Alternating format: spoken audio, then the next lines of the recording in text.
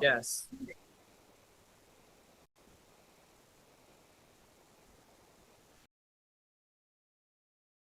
The time is 7:06. This meeting is called to order. We will proceed with the land acknowledgement.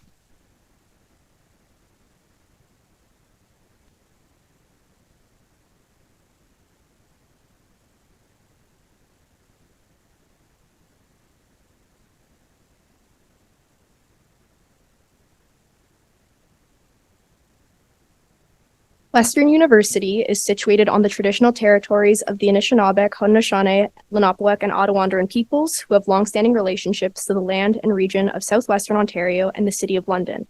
The local First Nation communities of the area include Chippewa of the Thames First Nation, Oneida Nation of the Thames, and Munsee Delaware Nation. In the region, there are 11 First Nation communities and a growing Indigenous urban population. Western values the significant historical and contemporary contributions of local and regional First Nations and all of the original people of Turtle Island, also called North America.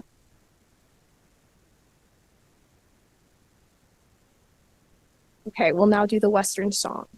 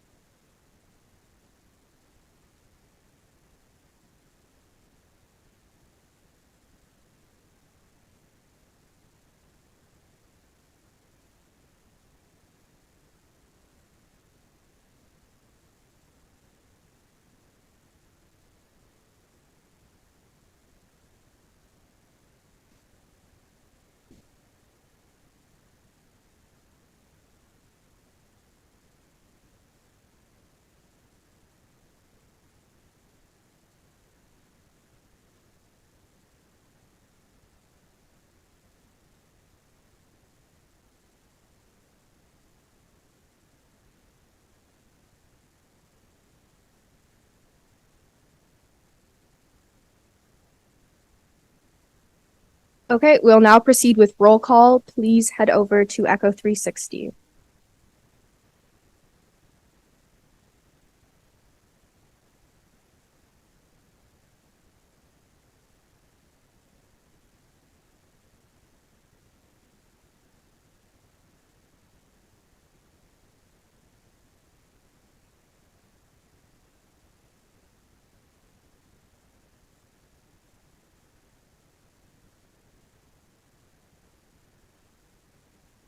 Okay, we'll now move on to the approval of the agenda. As it stands right now, we have the exec report motion, no presentations, no board report, and then the GNF Finance Standing Committee motion, which is the Student Services Budget Redistribution. And then we have two UA motions. One is the policy recommendations on AI, and the other is the FTD roadmap separation. That is all we have at present. Are there any amendments to be made? Sorry, first of all, is there a seconder and a mover? Councillor Solovsky, and then seconder can you say your last name to the mic? Watson? Wasty. Okay. Are there any questions on the agenda at present? Are there any points of debate or amendments to be made to the agenda? Okay, if there are none, please head over to Echo 360 to vote. As well, I wanted to make a point to the gallery that last time we did questions and comments from the Western community in the first half, we'll be doing that in the second half from here on out.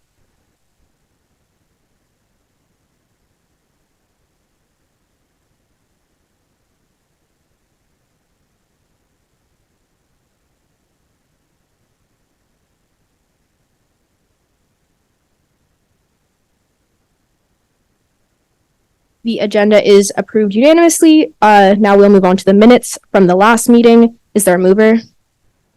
Councillor Kermack, seconder, Councillor Uslis. Questions? Points of debate or amendments?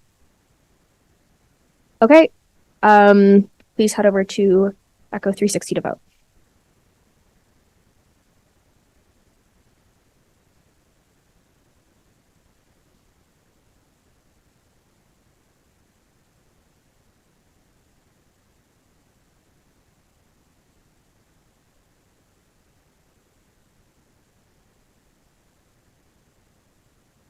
Okay, the minutes are approved unanimously as well.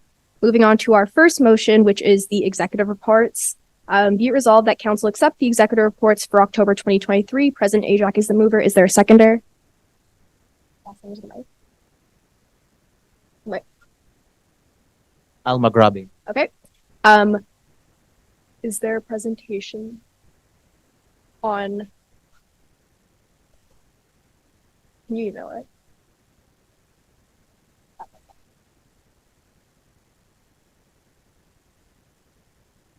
Can you put it? Send it to everyone in the Slack, and then if you want to see the exec reports, what they're falling off of, go to Slack and read off your own computer.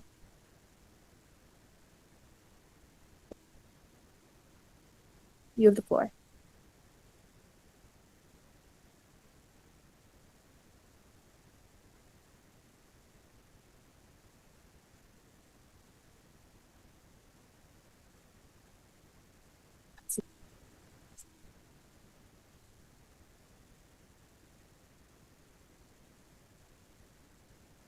Yeah, I'll give everyone a few minutes to pull it up and then I get started.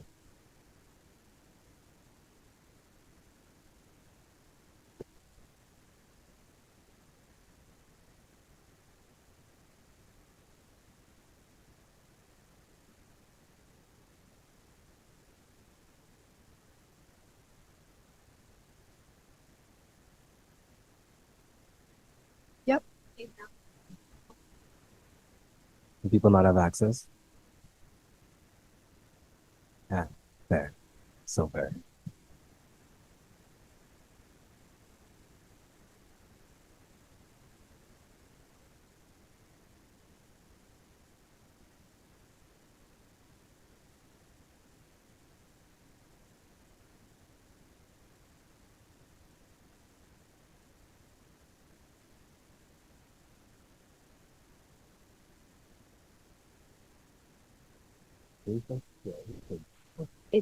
It's not happening. No. No. Nothing is happening on this computer. That's okay. I'm gonna ask, is it thumbs up from all around? Does everyone have it in front of them? I see like 3 thumbs up. Not a good consensus. I'll take it. Okay. Before I begin, I just wanted to say I see a bunch of new faces around the tables here today. So congratulations to everyone who won their by-elections. You guys are the best of the best. So I hope to hear your amazing voices soon. Okay, so I won't waste anyone's time here, and I'll just jump right into it. So we had a pretty eventful October, holistically. And again, as a reminder, but before I begin, you guys will see my report looks a little different from the VPs. As you guys know, I do a lot of close work with the VPs inherently. So in the effort to reduce overlap, I've structured mine a little differently. But everything that you may hear in mine, you'll hear a little deeper in the VPs reports as well. So have any questions for me? Happy to answer them. If you want to go a little bit deeper, the VPs might answer some questions you might have. Sound good? Okay, let's begin. So I'm going to start with the Brescia integration, and I will be brief, but I'll also tell you in each of my points here, I have a little bit of a blurb as to why this is going on, why I have it in the report, and what we're really doing with that. So I'll read that off to you guys, and I'll tell you guys where we've taken steps and where we're moving forward. So over the past few weeks, a few months now, actually, Western Board of Governors and the Brescia Board of Governors announced a merger for both organizations. And as I imagine, this news probably came as a shock for many students, including those at the USC. And as a result of the little information that we got initially, we put ourselves in the discussions to figure out the information as to what's going on. But as the news spread, we quickly mobilized and determined a plan to help the Brescia students and the BUCSC for that potential integration. So the following is what you're hearing, is what we've done, and what we're moving forward with that. So initially, I started out with a meeting with Vice Provost students, John Dirksen. He's a really great guy. We talked about the future of Clare Hall, and we talked about what that essentially means for students coming in, and just as a general discourse for everyone who may know or may not know. Clare Hall, as it stands right now, this is just from what I've been told, so I thought I'd tell you guys as well. I was told that if there's demand for it, it will remain an all women's residence. So there is potential for that as well. But I was given the information that if there was demand for it, that's where it will stay. But again, just sharing this information with you guys. So right after that, we had a meeting with the BUCSC to discuss the potential changes to our governance structure, orientation program, and the council composition, and what that essentially looked like. And I quickly realized that in this moment, obviously not everyone knew what was going on, so it was kind of hard for them to figure out what essentially they needed. It was kind of like us coming in a little bit too early. It was what we realized. So we revealed back, and then we waited for them to get us with more information, get back to us with more information, so we can better support them in that regard. So what they later came back to us and what they need is that they were looking for some sort of full-time support. So as you guys know, the USC is abundant in full-time staff, which really professional individuals. Melissa is one of them. She's really great. So we are offering support of our entire full-time staff team to the BUCC executive as they begin the lengthy process of closing down the entire not-for-profit organization. So this looks at governance, finance-related things, people in development, which we call HR, but same thing. So we're offering that support to them as well because they are a council without the staff support. So obviously we want to support them in this very, very trying time. Cannot imagine exactly what they're going through, but we're here to offer that support. Moving forward, so I agreed to help Matangi and the executives as they begin. So in the financial aspect, ensuring that they have support financially with the corporate and legal expenditures. On the HR perspective, ensuring that they have legal support as they dissolve the contracts and the loans. And again, with the governance, ensuring that the student leadership has a smooth transition to main campus. I actually spent all of this morning, not all of this morning, but this afternoon at Brescia talking to the students at the student fair that Western was putting on along with the USC. So it was great to hear the feedback that I was getting from students in that moment as well. So great all around. It is important to know that the provost has created an advisory committee to address this potential merger and the implications that come forward with that. So I was appointed to this subcommittee to represent the student voice alongside with Matangi as well. So me and her work jointly to provide that student voice on this advisory committee to address the merger that's happening with the organizations. Okay. So moving forward to sustainability within the USC, this is a really amazing topic for all of us. So as you know, sustainability is one of the pillars of advocacy for the USC. Not only do we continue the advocacy around sustainability on campus through subcommittees like PACES, we also look for ways to increase our sustainability efforts within our operations. And I've taken it upon myself to participate and collaborate within the bodies on campus that are doing a lot of the work around environmental sustainability. So this is what we've done. So sustainable resources within the USC Now app, as you guys know, or as you guys may not know, but Tamsin has an amazing app that she facilitates, obviously the USC Now app. And we're always looking for new ways to make it better, make it more sustainable, make it more, increase the amount of resources that we give. Always looking for new ways to make the app as best as we can for the students. So I hosted a meeting with Tamsin, Emily, and 4 undergraduate students who had promising initiatives to strengthen that app in ways that we haven't done before.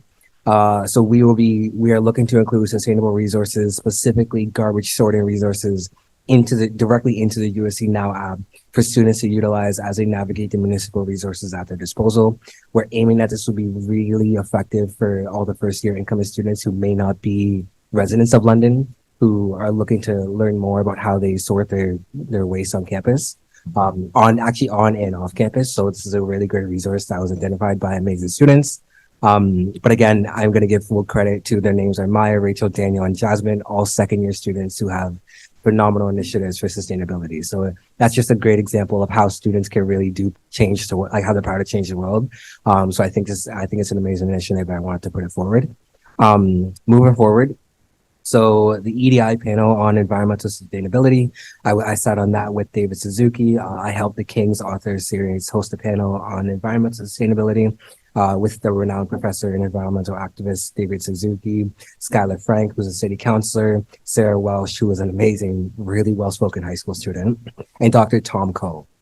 So this panel was a collaborative effort between all the student bodies on campus, so the KUCSC, BUCSC, HUCSC, and obviously the USC, specifically the presidents of each. So I did work with Matangi, Arian, Laura, and then we all collaborated on that as well. But it was actually led by Jennifer Slay. We broached topics of personal responsibility within climate action, government advocacy, and municipal accountability. Moving forward to PACES. I love this acronym. So the President's Advisory Committee on Environment Sustainability. I've selected our amazing speaker, Isabel, as the second undergraduate seat on this committee. Notes for those who may be interested on what's going on for the broader Western community. The university's document regarding the climate and sustainability strategy will be completed within the next 6 to 9 months. So near the end of the year, you'll see a broaching document come out that directly affects and addresses the climate and sustainability strategy for all of campus. And also good news, 74 new EV charging stations will be installed all over campus within the next 2 years. So if you're lucky enough to drive an electric car, you have now 74 places to charge it. I don't, but I would love to. Moving forward, so engagement within the USC. So as you know, student engagement is often coined as the currency of the USC, and I will coin that to Bianca because she's the first person that I've heard that from, and rightfully so, because none of what we do here would matter if we didn't have students engaging with us. So as you know, engagement is, I like to say, my forte. Is it up? Oh, cool. Engagement is my forte. I love it. And I purposely wanted to take October as a month to continue the engagement within the USC as the thrills of September started to wear off. I wanted to capitalize on what we had and push that forward.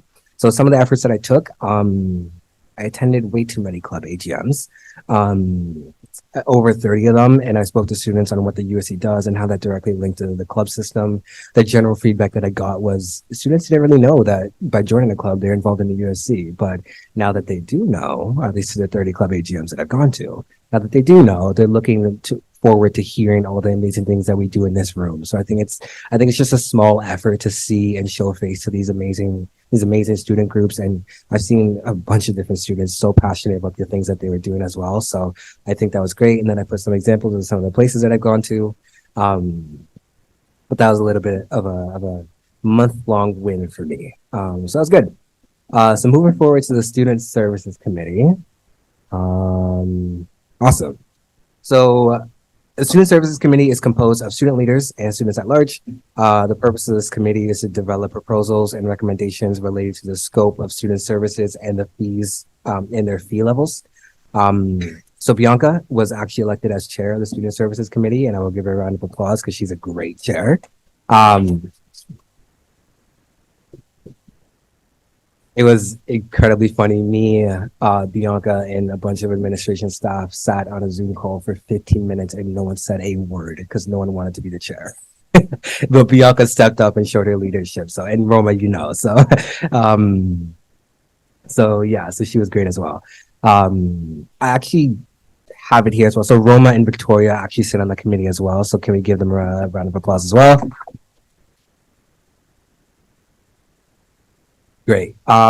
So just for some so here's some for your information type pieces for you guys to know. So there's a projected 3% increase in student fees to accommodate for inflation. And as a committee, we identified 2 units of interest to tour. So a unit is an aspect of the student experience that is funded by the student fees. So this looks like sports and rec, academic support, careers and experience, all those things that support students. So that's what we call a unit. So we decided with the leadership of Bianca there's 2 units that we want to tour for this year to see how they're actually benefiting students. The first is off-campus housing and mediation services, because we know housing is a very important topic. So we want to see how it actually is affecting students and how this support is reaching students.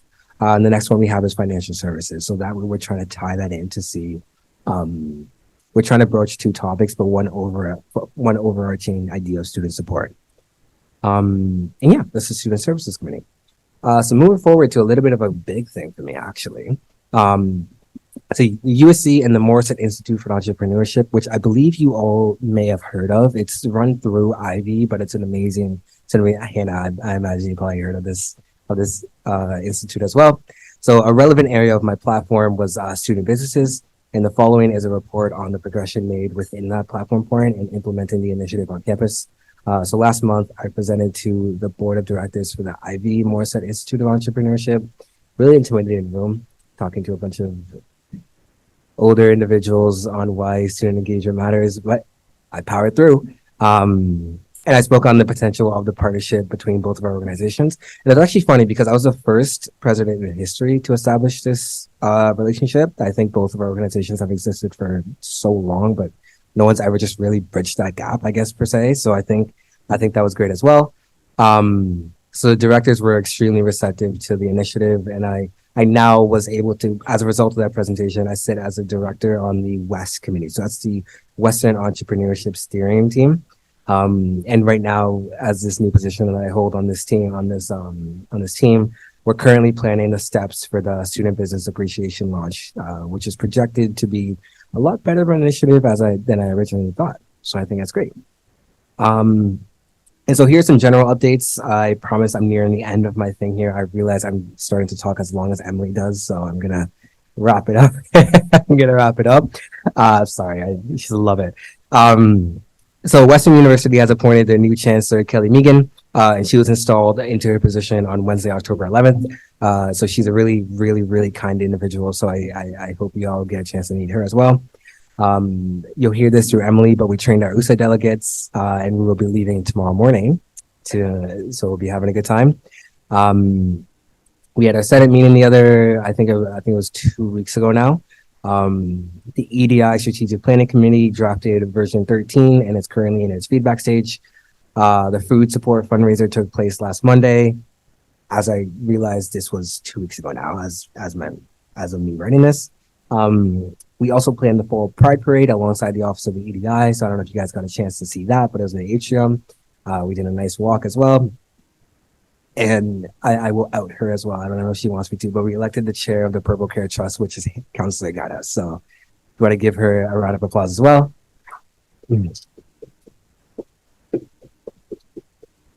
Okay. And so my wins here, as I mentioned before, first USC president to be appointed on the West Committee, which is really big. I was able to connect with Michael Burns. So he's a president in 1993. And he's really successful right now. So I think that was a great connection just to make as well. And telling him of how things have changed, he was really shocked at some of the amazing things that we do now. So he's a really cool guy. And first, this is my favorite one. A first year student the other day had told me she came to campus because she saw one of my TikToks. And I said that was kind of a weird way to pick your higher education, but that's just my opinion. But I thought that was really cool to hear. So that's that. Any questions? Yes, counselor. Is it because I called you out?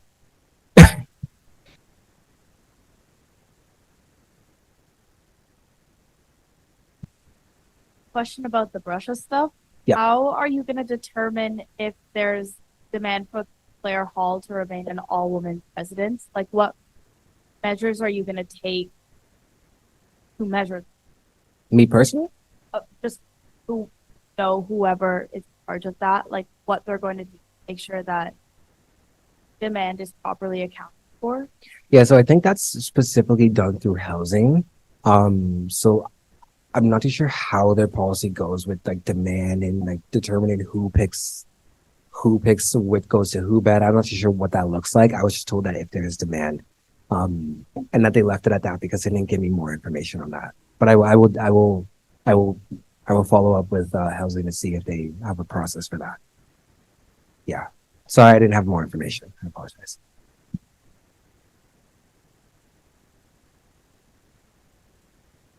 Okay, that's awesome.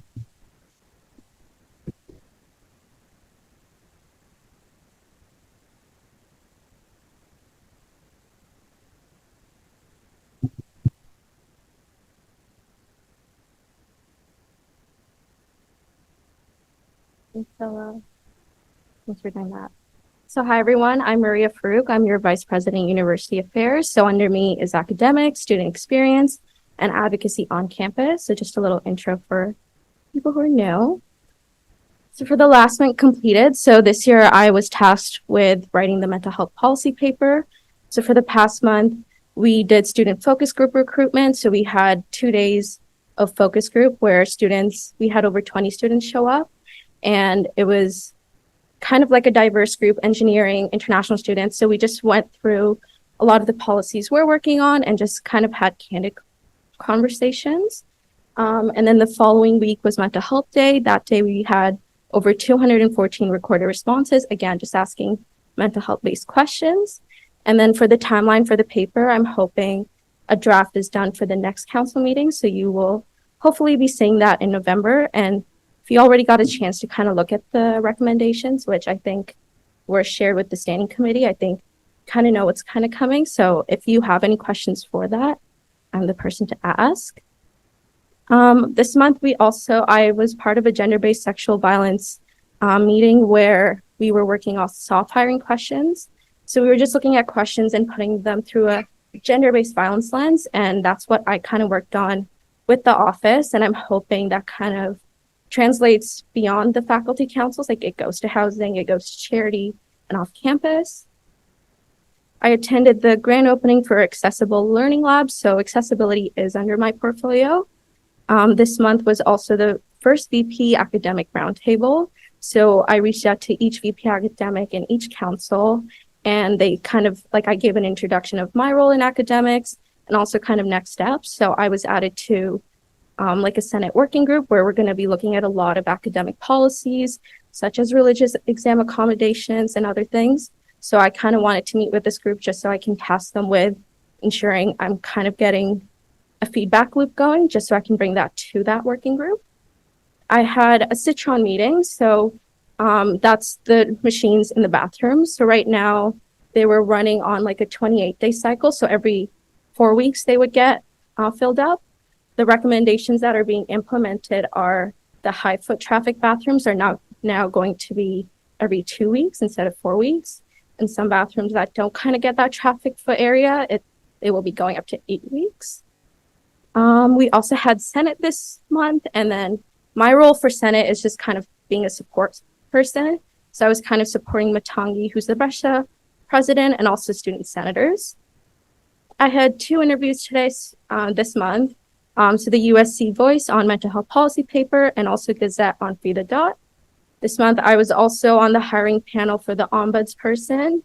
I was invited to an EDI data working group meeting. I wasn't sure what that is, but I can also share notes on that. And then again, I'm part of a gender-based sexual advisory committee, which Roma is also part of. And we kind of provided feedback on a dashboard they're working on to make the information more transparent for kind of the general body.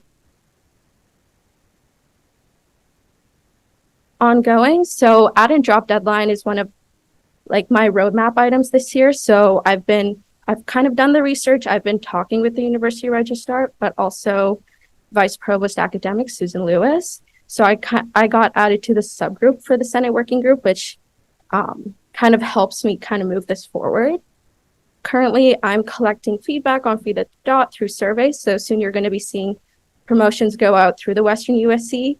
And I can also share this link in the Slack. I'm just trying to get as much as student feedback possible to make sure we can put these machines up in each washroom. I'm also part of Western International and part of their working group. November is International Week. So I'm just ensuring their cultural shows and everything runs smoothly, whether that's space or just budget. I also wanted to let everyone know that I have a bi-weekly check-in with the EDI office. So Mars is kind of my connection. So I just kind of work on similar goals or topics. A lot of my campaign items were very EDI focused. So I think Mars was the best person to connect with just to make sure we're always on the same page. And then just supporting my coordinators. So student appeals, they're currently hiring their committee for student appeals and they met with the ombudsperson. Wellness Equity is hiring their accessibility committee. And if you haven't seen that, apply to that committee. And they're also working on the mental health policy paper. So is the student experience coordinator, and they're also working on the feedback survey. And academics is currently working on the AI stance, which you will see later in this meeting, and the career summit. And then for upcoming next month, so I'm going to be meeting with hospitality, something I was tasked with earlier, even before I kind of got this position, was ensuring there's kosher and halal food on campus. So now that I've kind of brought that information to you guys, I've brought this back to MSA Halal. So I'm kind of now going back to hospitality, making sure the final things are in and we can kind of start telling students more about it and ensuring those options are available. Next month is also just drafting the mental health paper. There might be a collaboration between the EDI office and student experience when it comes to accessibility. Lunch and learns with the university registrar. So I will be reaching out to each faculty for their first year student reps because the university registrar is just hoping to learn more of that student experience from first years and why they chose Western. So that's a great way to get involved with her. And then I'm meeting with Mark Daly on the AI integration. So he's the new chief of AI, and this is the newest role for university. So I'm going to be meeting with him. And then tomorrow I'm going to USA. I'm driving a bunch of people in a van. So I'm excited for that. And my 3 exec wins was mental health day. So I kind of have pictures there. The focus group was amazing, having like over 20 students in a room and just having candid conversations. I don't think anything beats that. And then I attended the chancellor installation ceremony. Very cool. That's it.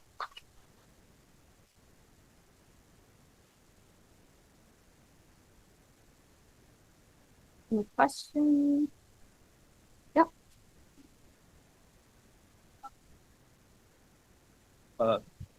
And you mentioned that the high foot traffic bathrooms Yes. are being refilled every 2 weeks. Yeah. What's the process to get those? What's the refill process? So every 2 weeks, and Bianca can talk about this, every 2 weeks, someone kind of comes in and fills those machines up. So right now is every 28 days. I've moved like Weldon or the Spoke kind of 14 days. And we're kind of implementing the recommendations from the research they were gathering. So just to see if that's better going to work for students. And then again, it can change again.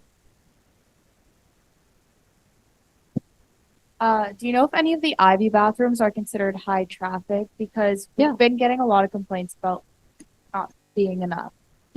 So right now, the Free the Dot is in a pilot project. Ivy was reached out last year. And because of that, they weren't kind of included because now the research is being collected and we can't just add like a bunch of new washrooms because that will just hurt the data. I know that I've talked to someone from Ivy and they should be part of the hamper program, which is what Bianca's working on. So I hear Ivy, I know it. I hear from science deans, I hear from everyone. That's why I'm urging you guys to kind of fill out that Free the Dot survey so I can get it in every washroom. It's like, this is me collecting data to take it to the provost and be like, look, this is what your students need. It's not just some washrooms. Okay, sounds good. Thank you. Okay, perfect. Good. Cool.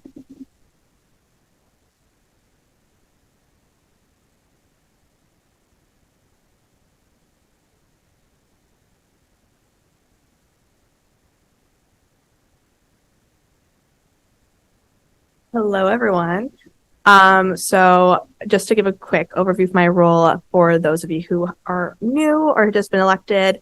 So I'm the Vice President External Affairs. So my job is mostly engaging with all 3 levels of government. Hopefully Sunday and I will have done a little switch today. So maybe I'll be super brief and help you along. So we won't keep you here too long. But so this month has been a lot of gearing up for the External Affairs portfolio. So November is our busy month, so we're trying to gear up for that. The first thing off the bat is we have a nice little advocacy win to start us off the month. We are going to have green bins coming to London in January, finally. Very exciting. So collection is starting the week of January 15th. This is particularly exciting because this has been a USC advocacy priority for longer than I've been a student here. I talked to old VPEAs who were past AVPs who are working on that as AVPs. So this is the result of many years of long advocacy. So I'm very, very happy to be able to see the results of what previous VPEAs before me have been able to do.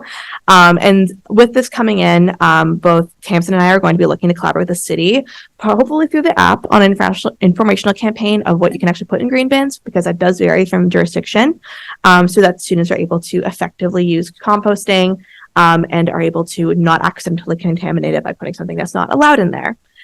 I also had quite a few meetings this month. So I met with Minister Lecce, who is the Minister of Education in Ontario, as well as Associate Minister Flack, who is the Associate Minister for Housing, and also a local MPP through the London Chamber of Commerce, of which we are a member. The most notable thing from that meeting is that Associate Minister Flack spoke briefly on student housing because the housing crisis is such a large issue. So I have followed up with this office to speak more specifically on this, to have a more specific conversation on student housing issues. I also met with MPP Marit Stiles, who is the leader of the official opposition. She also talked about student housing. So very optimistic that we hopefully will to keep things on the agenda and keep everyone involved interested in working with us on this. I also met with MPP Stephanie Bowman, who is the MPP for Don Valley West in Toronto. One of the things I talked about with her was our provincial budget asks. She was very receptive to all of them. As a reminder for what our provincial budget asks are, they are around student financial aid, gender-based violence, as well as student housing. She was very receptive to all of them and is looking forward to see our brief when it is finalized. So she was very receptive to that. So it's a good and kind of beginning to lobby season. Sunday touched on this briefly, but we had our USA pre-General Assembly prep. So we had our delegate training to kind of outline what USA does, what's the policy process, how you critique policy, expected conduct, as well as the itinerary. And for those of you who might be familiar with USA, I did something a little bit different this time. I had a delegate feedback review. So part of being an USA delegate is that you provide your perspective on various papers over about 10-day span, provide comments. This is what's missing. This is what we want to see more of. And normally just kind of sends it off into the ether, and then you see what the results are at GA from the authorship teams. So I wanted to review that with my delegation to get a sense of where people had confusion, to make sure everyone was on the same page, or at the very least, if not on the same page, because it's totally natural that we'll disagree on different issues, to get a sense of if there was any questions or any lack of understanding. That went well. It actually went overtime, and I have learned that I need to schedule more than an hour and a half for those. So that went very well. We also had our first municipal roundtable. So this is with the Fanshawe Student Union, all three affiliates, and with SOGS. Fortunately, SOGS was able to make it due to a scheduling conflict. But it was a really good initial conversation talking about what students throughout the city of all different, whether they're undergraduate students, grad students, or college students, are looking to see in terms of priorities from the municipality. Overall alignment on priorities, hearing a lot of things around food insecurity. So it's good context to understand that this is an issue that a lot of students are facing. And we also discussed doing a joint budget submission. So we'll be continuously talking about that as our budget submission is being developed. But a lot of alignment on different areas of priorities, especially on transit. You may remember last meeting, we had a emergency motion to approve a stance on inclusionary zoning. And specifically on increasing the as of right housing levels in London from 3 to 4. So I gave remarks at that. It was very, very well received by city councilors. I had multiple city councilors tell me they were really happy to see students there, which is really encouraging because hopefully if they're happy to see us there, they'll be also even more happy to listen to us. And I also did meet the Orchard Park and Sherwood Forest Neighborhood Association chair, which neighborhood associations are kind of like student associations kind of for the surrounding area. And he asked to meet with me alongside some of the other near campus neighborhood chairs to discuss concerns around student housing and how we can make sure that we are pushing for more students to be able to have safe places to live, and also make sure that we are be able to build coalitions with the surrounding community. So that meeting went very well. So we'll be following up in the coming months to see where we can find areas of alignment for advocacy. Ongoing provincial budget submission meeting. So I'll be meeting with the local MPPs, Terrence Carnahan, Teresa Armstrong, Peggy Sattler, and hopefully Rob Black, to talk about more of the things we want to see in the upcoming provincial budget. Housing policy paper. Those of you on the External Affairs Standing Committee will have already seen some PCR sets brought forward for some preliminary feedback. So I've taken that back to our team and really trying to find ways that we can either clarify or find new areas in which we need to advocate for students. So we can continue doing more research. I'm hoping to have it proposed in November, but I will keep you posted all on that. And more General Assembly prep. Since I am authoring a paper for rural and northern students, get to do some more author rewrites, which will be the most of my weekend this weekend. But it's been really great to be able to get feedback from from Western students as well as students from other delegations on how we can better support rural and northern students in more southern schools. We're also working on the municipal budget submission. I was hoping to have it done for this meeting, but I will talk a little bit this in my next point of what that wasn't as feasible. Some general updates as well is I know I talked a little bit about my provincial advocacy strategy last meeting. I've kind of shared this a little bit out of concerns with cross-threading or confusion for MPPs on different asks with USA. We're in alignment with USA with our priorities, but if we're having different meetings, MPPs take a lot of meetings and they don't really it's hard for them to distinguish between student groups. So I'm really trying to be really intentional with how I'm approaching that. And overall, I would say my portfolio had a reduced capacity this past month due to staff absence. We had some things come up where it was just not able to have the same kind of capacity, which is why I wasn't able to submit the budget, have the budget submission done for this meeting, but I will have it done for next meeting. Upcoming November is truly busy season for the external affairs portfolio. I'm going to be not in London for most of the next month. So if you come by the office looking for me, I may or may not be there. So as I mentioned, this actually leaving tomorrow, we will be going to the USC General Assembly in Waterloo, hosted by the Laureate Students Union.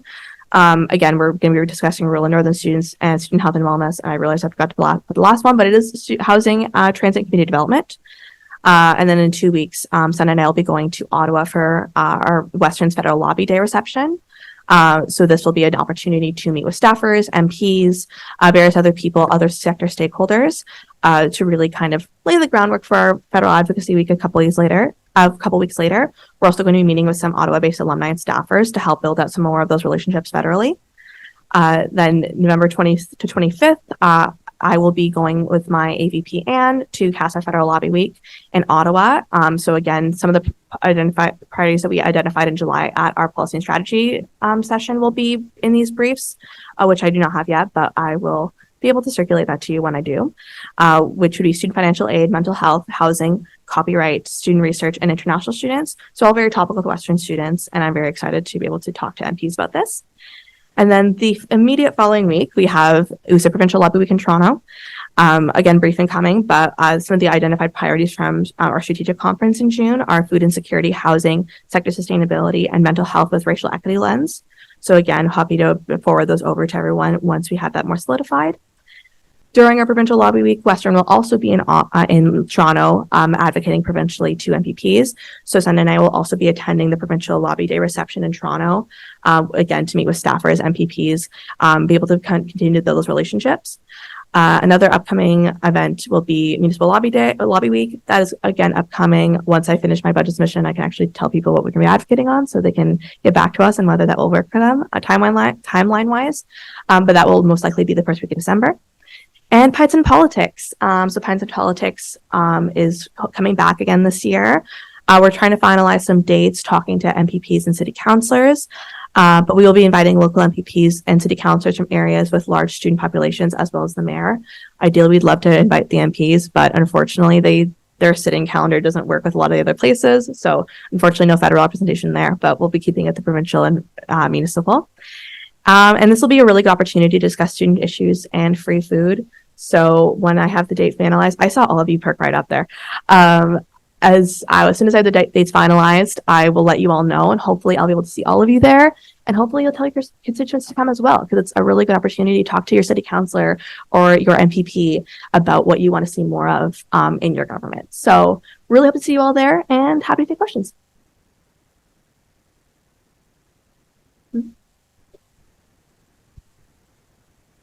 When you went to the council, do you have appetite?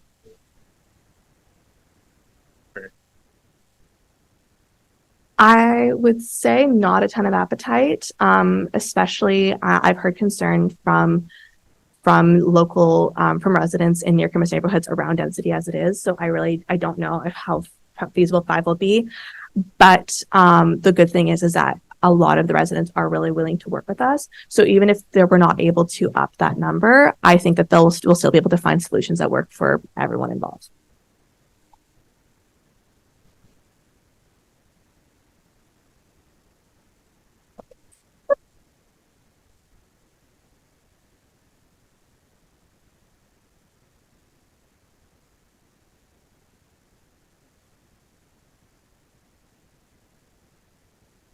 guys. It's me. So for all the new counselors, my name is Meredith and I'm the VP Orientation and Programming. So I did a week, but I also do like all the programming throughout the year. So that's my role. So for completed since last meeting, as I mentioned last meeting, we finished our O-week survey. So our student feedback intern, Sydney, completed the survey and we got a really good response. We had 624 first-year respondents and 246 softs. And some highlights are that 87% of the respondents indicated that they were satisfied with the O-week programming. The most enjoyed O-week event was the T-Pain concert. And the majority of respondents found that faculty day was really effective in our goals of meeting other students in their program, knowing where their classes are located, knowing at least one resource to access info on academic rules and regulations, and feeling more prepared for their first week of classes. And then we had also rebranded One Love to Welcome Waves, and that went really well. One of my favorite quotes was that the vibes were crazy and you connect with people more. You also learn some important lessons along the way while having fun. The overall experience was insane and very, very exciting as a first year student. So that was really cute. And then all of our softs did really amazing as well. 100% of the respondents indicated that they felt their softs did well in connecting them to resources. 99 indicated that they felt their softs did well in helping them transition to university, and 97 indicated they felt their softs did well in helping them meet other incoming students. So go softs. We had our Goose Patio happen. It was a one-day event this year, so we worked with Food and Bev to make that happen. We had some food and drink features and live talent out on the patio. We also had an outdoor Halloween movie night, which was really cute. We had about 60 to 70 people at the first movie, which was Corpse Bride, and 40 to 50 at the second, which was us. So we had like popcorn and hot chocolate. So it was really cute and cozy. We also had our Barbie night, which was so fun. The wave looked so good. Our productions team did really well. And we sold about 250 tickets. So pretty good. And I'm hoping for some more engagement on some later dates. Ongoing, I'm supporting my 7 coordinators with their event planning. So my peer programs coordinator is starting our EDI committee right now. Our ethnocultural coordinator has already had like an event for World Hunger Day, and Team USC has just been hired and they just had their first meeting this week. So that's really exciting as well. Again, I'm just doing upkeep of programming. We actually have Booze and Brews tonight at the Wave, and you can still buy tickets, so you guys should all come. That's why I'm dressed like this. And a lot of the events that go on during the semester, I do like our logistical details and strategies with staff. So we hold a weekly program and events group where we meet internally to discuss all the details like talent, catering, promoting the event, managing registration, and like technical and audiovisual requirements. We also just announced Battle of the Bands, which I'm really excited about. That was my first idea for this year. We've already had a couple bands send in submissions. It's on November 16th, I believe. So you guys should all come. It's going to be in the Spoke, but we're broadcasting it in the Wave as well. And all our audience members get a vote. And we have really good prizes. So I'm really excited. I love live music. We're also just starting orientation planning for next year, which is so fun. But we're working on a planning guide for the next VP orientation and programming to have more dates during COVID. And then the years after, they were trying to catch up. So it wasn't like exactly where we wanted it to be. So I'm hoping with like more of a guideline that they will have an easier time next year. And then I ordered LST jackets for our LSTs.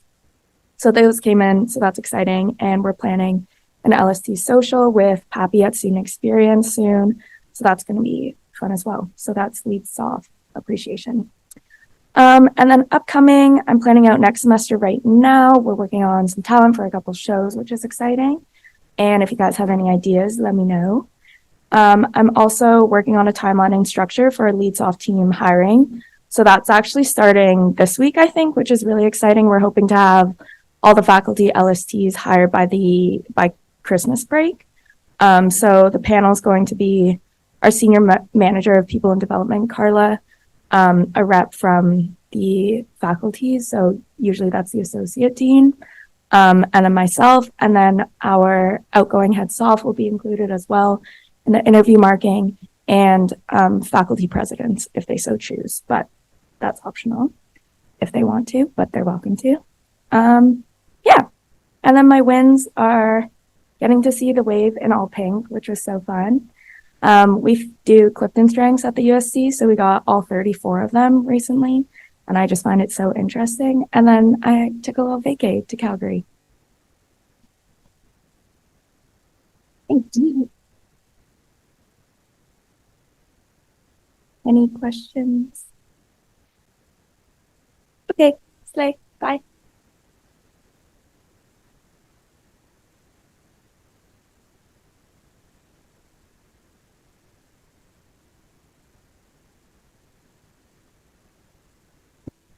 Okay. Hi, everybody. For those who may not have met me yet, my name is Bianca, and I'm the Vice President, Student Services. This used to be the Vice President, Governance and Finance, and that role turned into mine this year. So basically, anything that's considered somewhat of a service is under my portfolio, like peer support, food support, the club system, and a bunch of other portfolios. If you want to learn more about it, don't be afraid to reach out. So for completed, we had Clubs Week, which was just ensuring Clubs Week ran smoothly and doing our first ever low sensory club session, which was, as we kind of talked about at last council, created to make sure that Clubs Week was even more accessible for those who may not work the best with large crowds, loud spaces, and for those with physical accessibility needs. The CGB is fully up and running, which is really exciting. I know they're just finishing up their training last time we talked, and they've had a couple meetings so far, and it's going very well. Grants and Recognition Committee is also up and running. So they've been accepting grant applications from different student groups and have begun doing their thing. I also wrote an op-ed for the Gazette, which was really excited. I got to write about coping with climate anxiety and the climate crisis with the help of Tamsin. So thank you, Tamsin. It was something that was pretty out of my comfort zone, but it was really fun. So hopefully that'll come out soon. And as Mary mentioned, we had our fall retreat that just finished this morning, where we kind of got to review our portfolio, starting looking forward to next year's team, and really just get closer as a team, which is really exciting.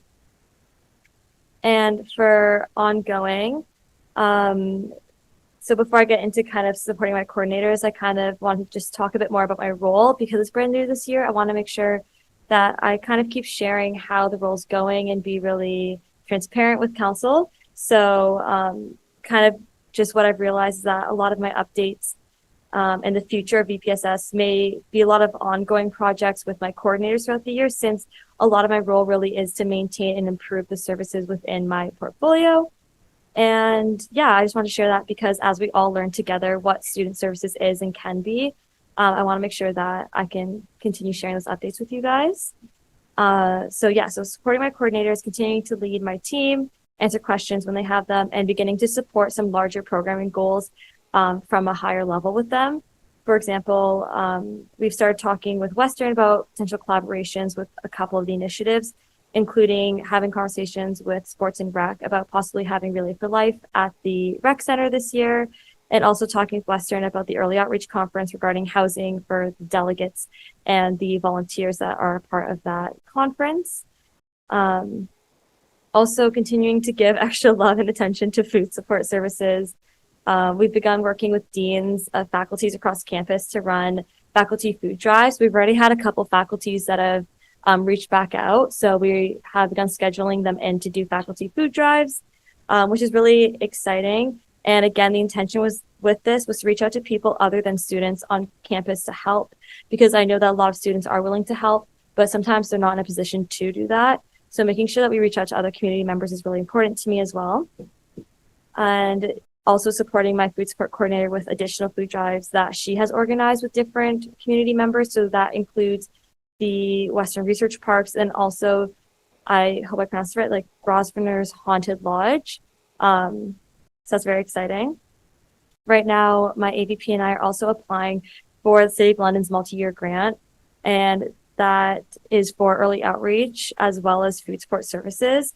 So my early outreach coordinator is helping out with that, and that's to get funding for the conference. And then for food support services to get some more long-term funding for food support, because as I've mentioned, there's been a really big increase in the need in the service. So that's something that we are currently working on and will have in shortly. As Sunday mentioned, I'm sitting as a chair on the Student Services Committee, and he did a really great job of kind of explaining what that is, so I'm not going to go into it. And also sitting on the Purple Care Trust, which is exciting. Then upcoming, planning the unit tours for Student Services Committee, which allows us to get a closer look at how that unit is functioning, where exactly student money is going, and if we feel that's being used to the best of its ability. And continuing conversations with Western regarding Reach and Relay for Life. And then also supporting portfolio-specific programming. So one example is the open mic night that was put on by my Gender Equity Network coordinator, which happened last week. So just making sure I can be really present for my coordinators and the programming they are putting on. And my 3 wins were I got to go to a spa for my birthday, which was really nice and relaxing. Decided on my Halloween costume because I take that very seriously. And my coordinator is having some of their first events and getting to see that. So yeah. Question. What is your Halloween costume? Me and my roommate are being Daphne and Velma. So I'm gonna be Velma. Yes. And am I allowed to? Okay. Also, just regarding kind of Free the Docs, I know there are some questions about it. If there are any bathrooms that need more products, I run the program that we're doing with the faculties with the bins with the period products in them.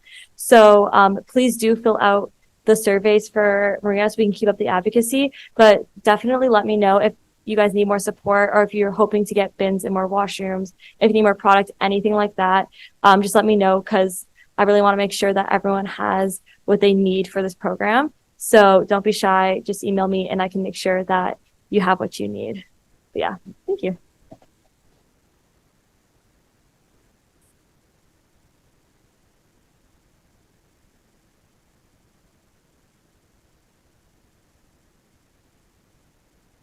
Hi, everyone. So I'm the last one, so I'm going to keep it brief. Just to introduce myself, my name is Tamsin. I'm the Vice President Communications and Public Affairs. I just kind of like provide leadership and strategic advice for the USC's communications, whether that's like issue management, media relations, marketing, branding, all that fun stuff. So I don't have a lot of completed because I've just kind of been doing a lot of work to just keep the wheels going. But one file that is done is the Unsanctioned Street Party Task Force. Like I mentioned in previous updates, we were consulted by Western in terms of the messaging and the programming that they were putting out. So we had a bunch of like meetings kind of recapping, looking at how that went and how we can make it better for next year. Ongoing is the Sunday series. It's something that we've been doing since September, and it gives a chance for them to talk to students directly and tell a pretty big audience about what we do and most importantly why we do it. I've also been supporting each executive on the media requests, so you might have heard some of them today. But it's really important that we like advance our media strategy and spend time like investing in those relationships with the different media partners. For example, like I help Bianca with her op-ed for the Gazette, so that's like proactive media, which is when we kind of try and just get the word out there, get the good word out. Also, council office hours, which are an opportunity for councils to meet with the exec and ask some questions about council agenda items. There was one last week. I couldn't be there because I was graduating, but I'll be there this week. So the next one is this week from 1 to 2 p.m. in the annex. Sunday, Maria and Emily can't be here because they're going to be at USA doing policy stuff, but the other execs will be there and there will also be donuts. So please come out, and even if you just want to say hi. Also further supporting execs on the just general communications needs, just making sure that like every student knows what each executive is doing. For example, with like Bianca, I'm working on like a peer support campaign ideation. With both Maria and Emily, they're both going to get featured in a USC Voice article coming out soon. I helped Meredith kind of promote Bobby. And then Sunday's been doing some media around like the by-election and bylaw 2. I also have my VP Communications Roundtable coming up tomorrow. So this is an opportunity to connect with other VP Communications on campus and kind of discuss what we have going on, and provide an opportunity for like student leaders to learn from each other and kind of get some feedback, see where we're at, and see how we can support each other. I also had our first community engagement meeting that was last week. So these are actually led by my wonderful coordinator, Sophie. And it's for all the coordinators and AVPs to meet with each other and kind of interact with each other and find areas for collaboration to try and kind of make sure the USC knows all about the different parts of the USC. Council recap videos, as always. So this is short videos after each council meeting. Thank you, Gia, for being our first one last week. And then we'll be filming someone next week. And then also, like Sunday mentioned, sustainability within the USC Now app. So we're working with four very passionate students about ways to kind of incorporate like waste management awareness into the USC Now app. So I'm coordinating the project to make it happen. Hopefully we can get that up and going on the USC Now app as soon as possible. Upcoming, we have a collaboration fund tourism for social media campaign that's going to be over fall reading week. It's like focused around other things to do besides Richmond Row and London. And we're really trying to kind of improve Western students' integration into London. And it's part of like a greater strategy to kind of have external community building campaigns. The student engagement working group is also hopefully going to come together soon. The goal of this working group is to generate ideas to increase the USC's brand awareness on campus. It's made up of staff, student staff, and executive, and we just kind of put our brain together.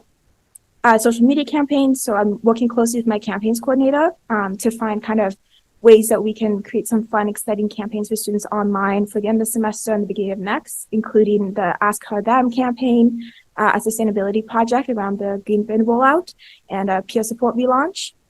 I've also been working on a communications resource guide for all my coordinators, actually for all coordinators all around, not just mine. This is going to be a tool that will be able to help kind of the team better support coordinators who have a specific brand identity with their communications needs. So year after year, you kind of come into the role, you inherit a social media, an Instagram handle, a logo, and you don't really know what to do with it. Hopefully this will help. And this document will stay with each coordinator portfolio for like a very long time. It's not meant to be untouched, it's meant to be really a resource.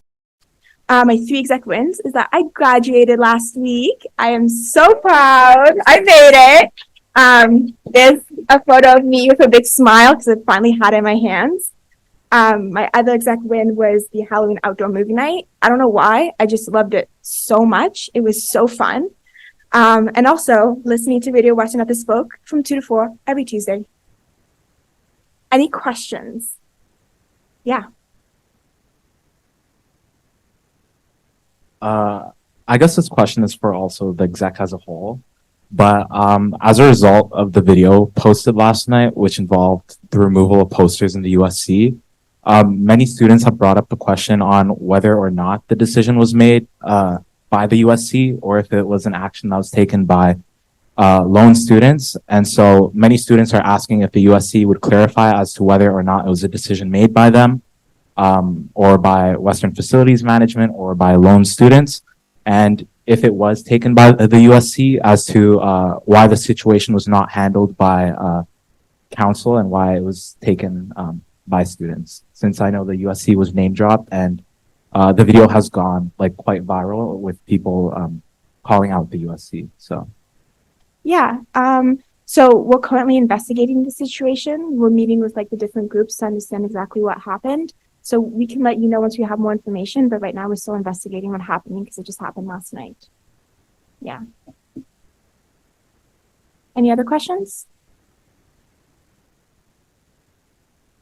Oh, sorry.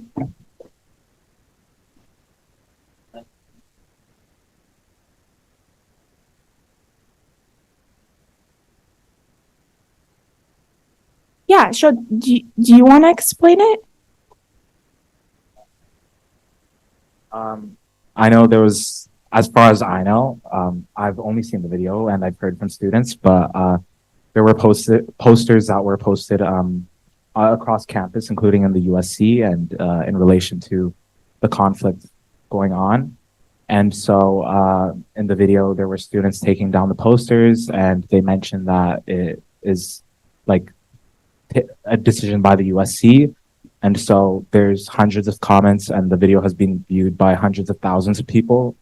And there's hundreds of comments that are tagging and calling out the USC. And I know many students are wondering whether it was actually the decision of the USC or if it was just a decision of lone students. So.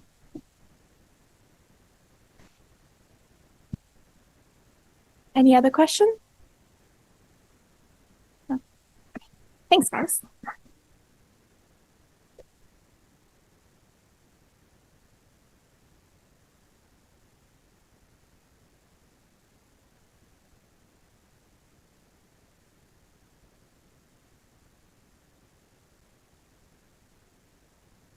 Okay, our next motion is from GNF, and it is whereas Student Services is a new portfolio this year and will differ in support needs from previous configurations of portfolios, and whereas $18,000 was allocated in the budget for coordinators that were not hired due to added full-time staff support and the changes made to the club system, and whereas food support services, grants and recognition, and early outreach are all underfunded areas of the Student Services portfolio, be it resolved that council approve the reallocation of $18,000 from the unhired governance coordinator and club's policy coordinator, and be it further resolved that council approve the allocation of the funding to be $2,000 for grants and recognition, $7,000 for early outreach, and $9,000 for food support services. President Ajak is the mover. Is there a seconder? Say your last name to Mike. Alma Grubby. Okay. President Ajak, you report if you'd like.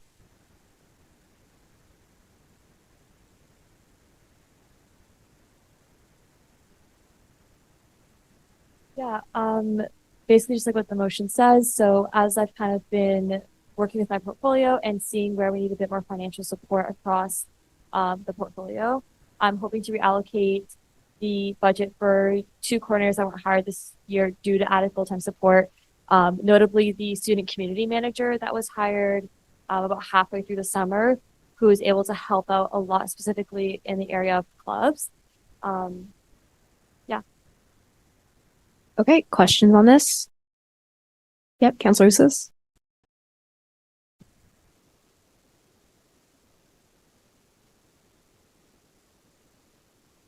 Is this working? I can't.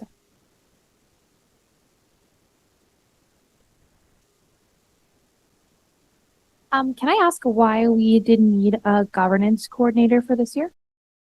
Yeah, so our thought behind that was that governance is something that each of us as VP should really be considering kind of holistically throughout our roles. And when it came to governance specifically with individual policies, again, like that governance being taken on holistically across the roles, but also something that our full-time staff who work with policy every day have a really strong hold of. So kind of trusting that expertise that our staff are able to bring in creating those changes within governance when they're ready to be made. Thank you. Okay, further questions? All right, if there are none, we'll move on to our next motion. And just to situate everyone, in the first half of the meetings, we introduce the motion and question, and then in the second half of the meeting, which is taking place 2 weeks from now, we'll vote, do a debate period, and a further question period. Okay, our next motion is the AI policy recommendations motion. Whereas the USC does not currently have a stance regarding AI integration at Western, and whereas it advocating on behalf of students' right when it comes to academic integrity through AI technology, be it resolved that the USC approves the policy stance on AI on campus, and be it further resolved that the USC adopt 4 out of the 11 recommendations presented in the appendix. The appendix is available at the bottom of the agenda. President Ajak is the mover. Is there a seconder? Councillor Hogue? President Ajak, you have the floor.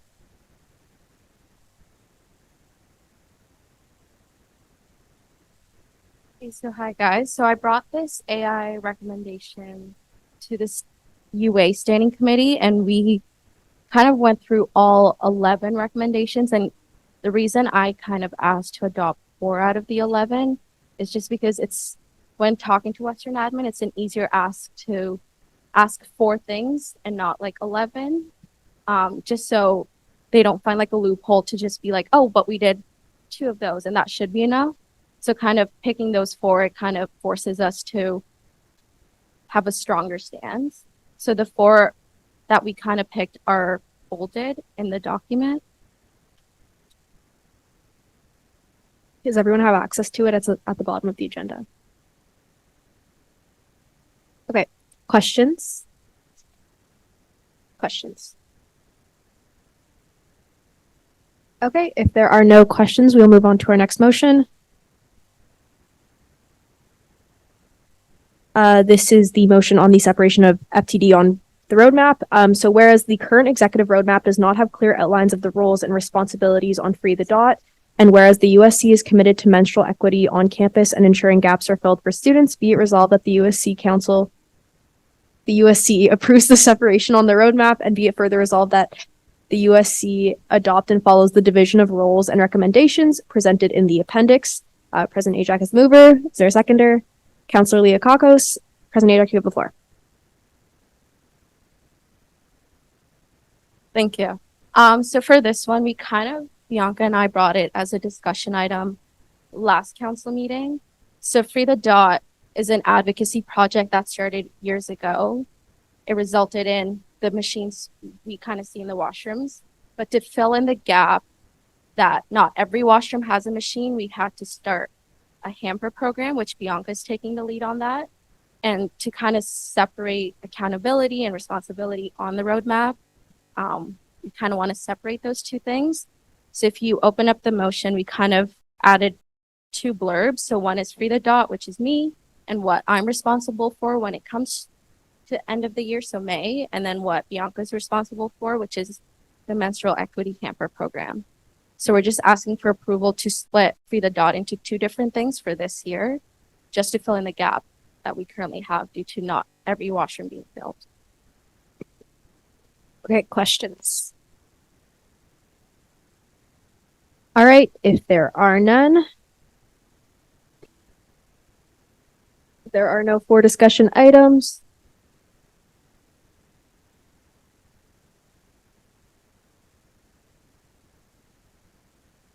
Yeah.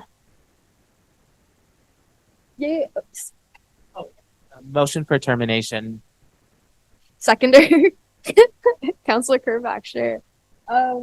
Okay, are there any objections to terminating this meeting with reconvening on the 8th of November at 7 p.m.? Okay, if there are none, I'll see you all then. I have a question. Is the full meeting option? Is called to order. We are jumping straight into exec reports. Okay. Are there any questions on the exec reports given last time? Okay, if there are none, are there any points of debate or amendments to be made to the exec reports? Okay, if there are none, please head over to Echo 360 to vote.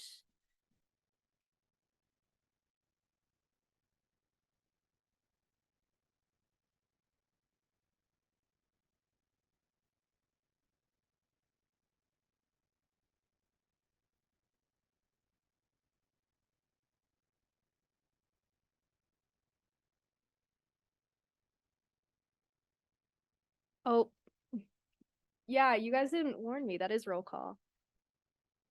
1 second.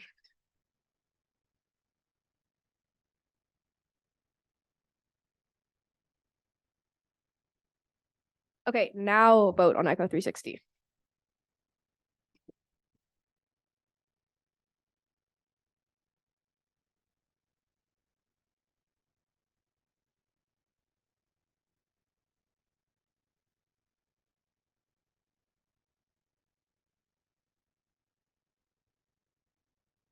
Okay, this motion passes unanimously.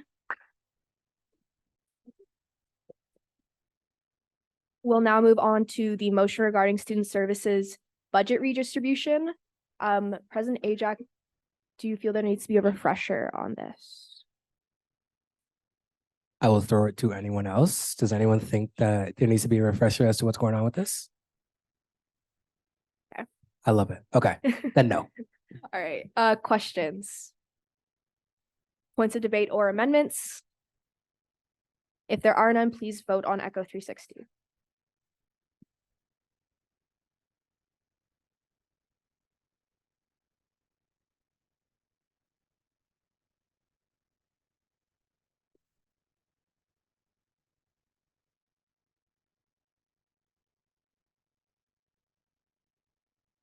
This motion also passes unanimously.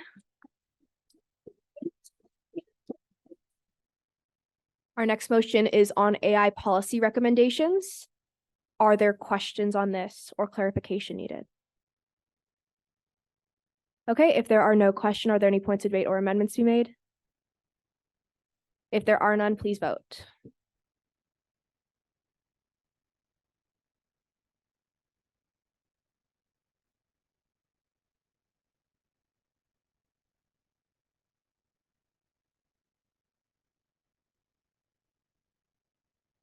This motion also passes unanimously.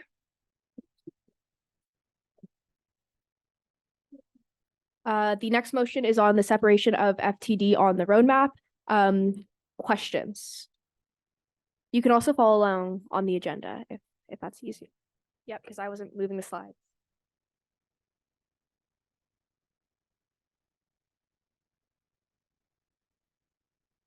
Questions? Points of debate or amendments? All right, please vote.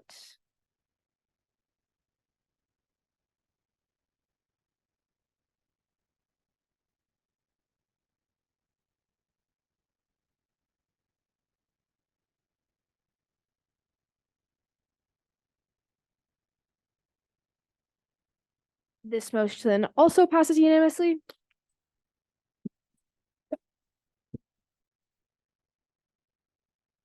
Okay, are there any for discussion items to be brought up at this time / new business? Yes, there is, if that's okay. Yes, first one. Sorry? First one. One at a Oh, time. okay. Sorry. You're confusing me here. I'd like to put a motion forward to elect a counselor for the USC EDI committee. Okay, is there a seconder for this?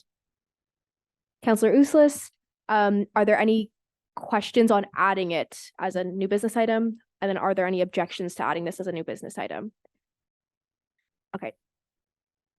President Ajak, do you want to do this first, or do you want to add the other new business item now, or discuss the motion now? Do you guys want to discuss it now? Okay, we'll do the motion now. Okay. All right, I will put it up.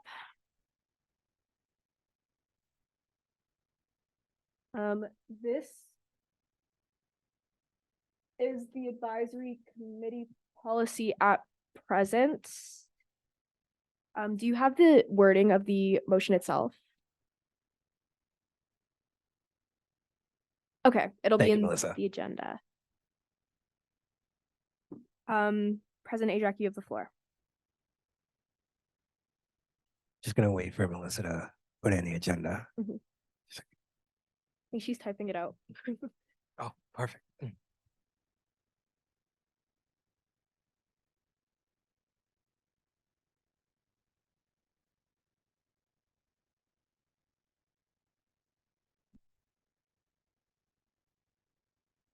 Yeah, so basically what's happening here is we need a counselor to sit on our advisory board. It's been mandated within our policy.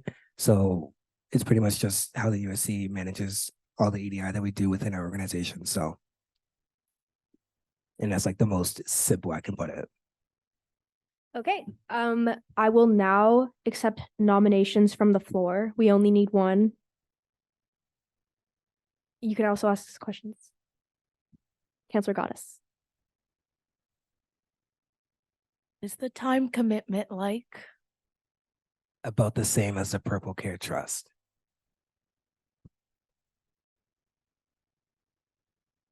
Thank you.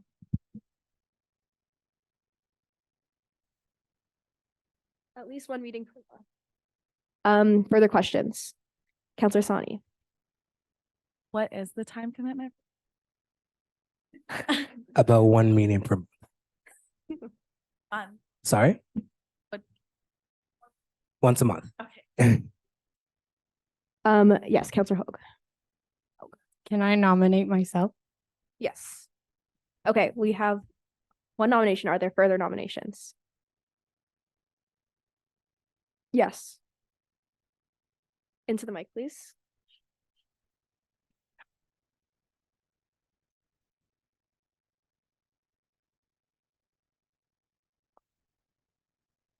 We can come back.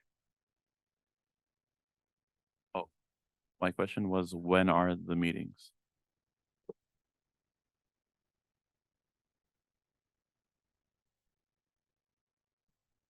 Thanks, Sophia.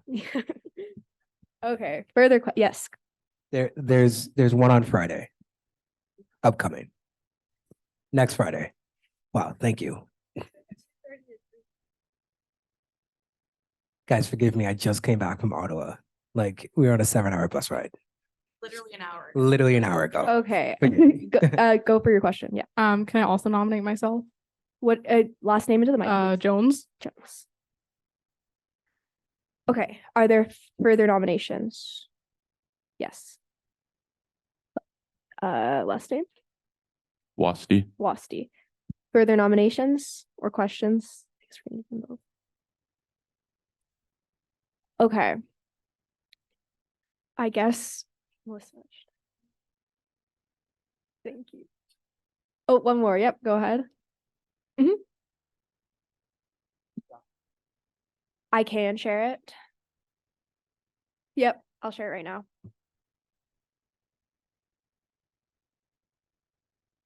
While we get a ballot ready. Should we give Melissa time to speak? No. For Councillor Uslis? Just oh, I don't think it worked. Huh?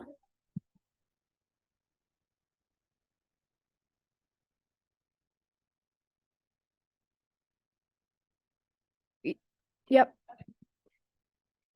Yes. Could I also nominate myself? Last name? Batista. Batista. Okay. While we get that ballot set up, are there any further nominations or questions at this time? I'm also sharing this in the Slack.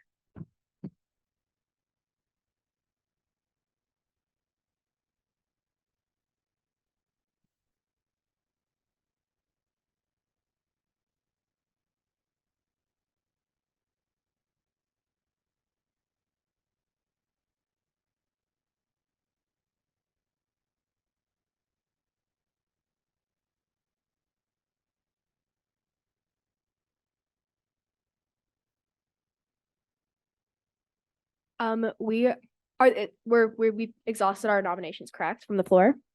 Okay. If the nominees would like, you can waive your time. You can say a piece of why you think you're a good fit, should be elected, say your piece to council. 1 minute in time, and we'll go alphabetical by last name. So beginning with Batista. The time starts whenever you're ready. Can I waive them? Okay. Councillor Hogue.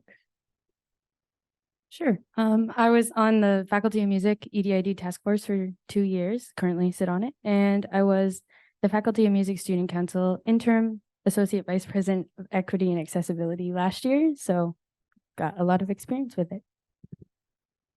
Okay. And then we have Jones. Hi, everyone. Well, I would like to speak from like my personal experiences. So as a Black student at Western, it's probably one of the hardest things to be on this campus, especially one really fond memory, not fond, I have, is online a week when they told us that the percentage of Black students in my entering year was 2.8%. And last year I was VP admin of FHSSC, which I'm now the president of, and we did an amazing EDI training, and I'm also on the faculty EDI council. So I would love to just have this position and be able to use my privileges to make everyone's experience better. Thank you. Councillor Wasty. I guess I'm a minority as well, and I just want to make impact for everyone that's also minority. Also like have some learning accessibility issues, so just to kind of advocate for everyone.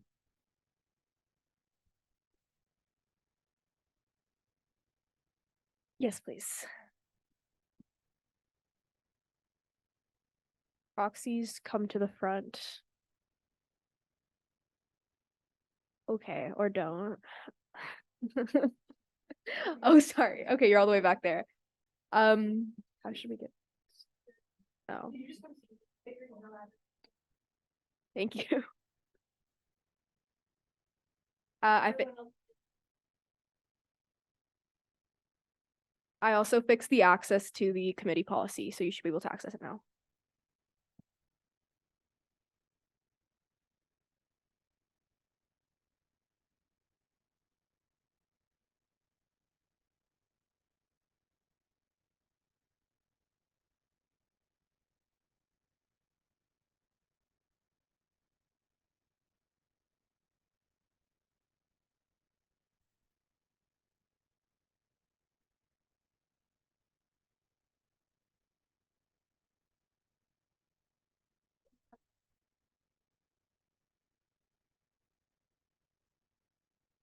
So will you need a minute to tabulate? Should I move on? Okay.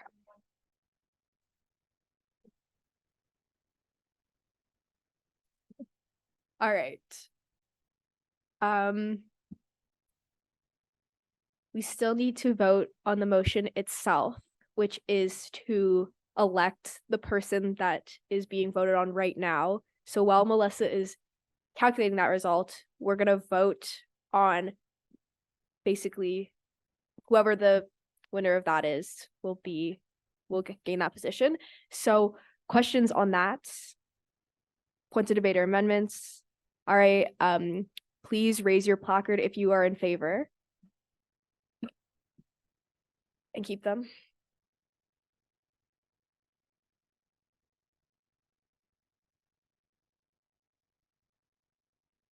Okay, lower. Opposed. And abstaining. Okay. We can move on to the next new business item if there is one.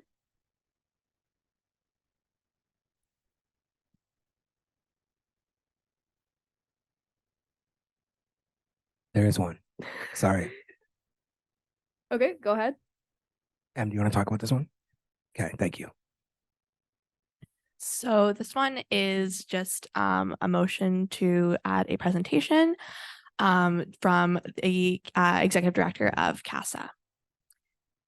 Seconder to add this presentation, Councillor Kermack. Any objections to adding this presentation? Okay, the speaker or the presenter can come up.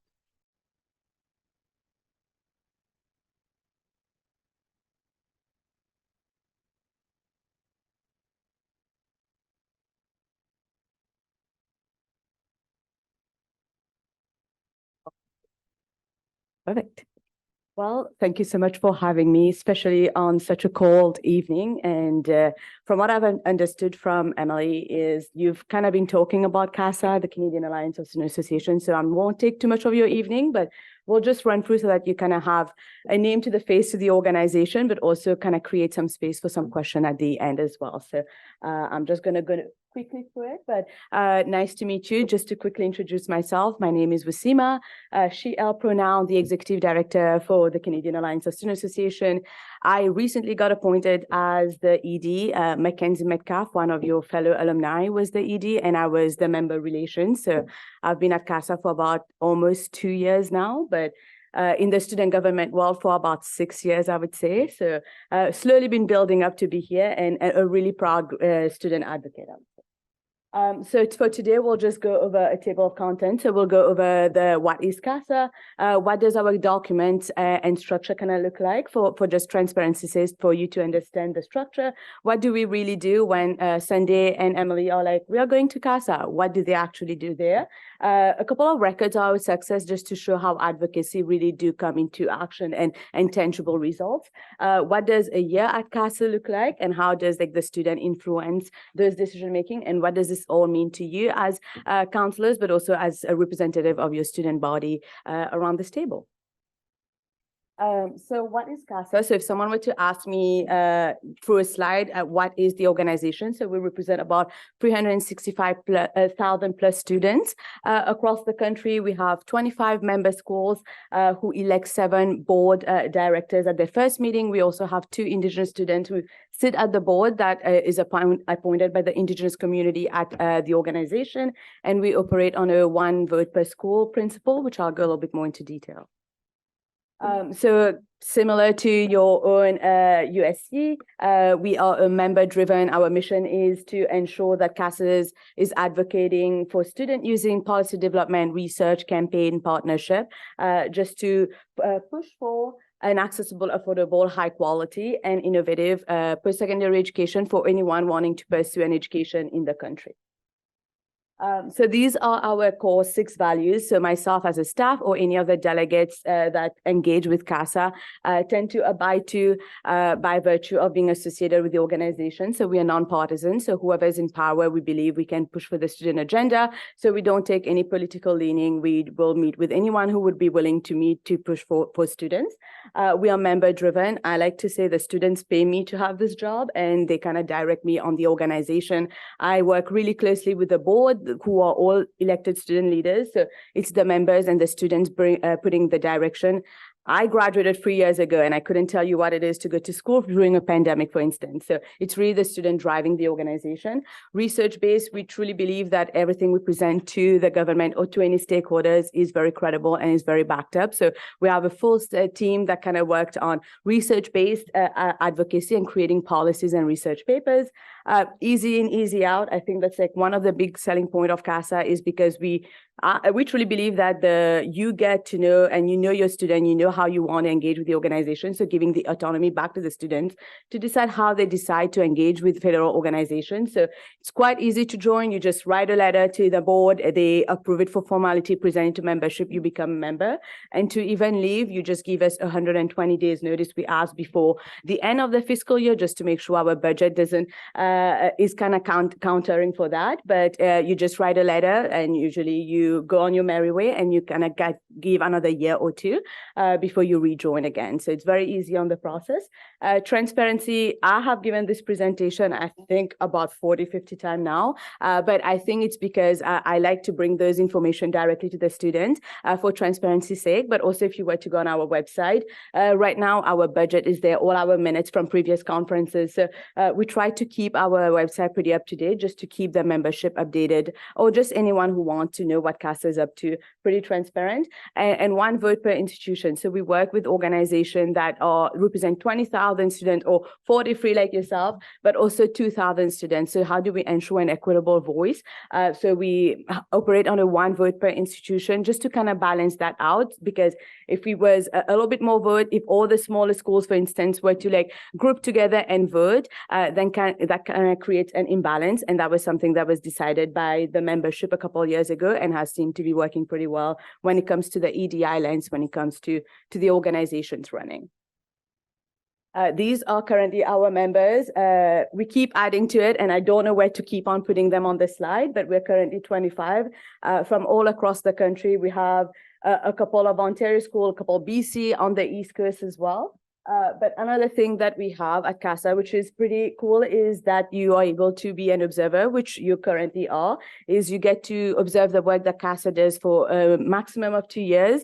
So you get to attend our conferences, participate in committees, and just be, I like to call it a free trial basis for Netflix, where you get to experience all the perks of CASA free of cost. And then after a year or 2, you get to decide whether you want to join the organization or not. And we currently are on a spree on observers, and a lot of like a fellow Ontario school you will see there looking to join the organization, but kind of getting a taste of it before they sign up fully for it.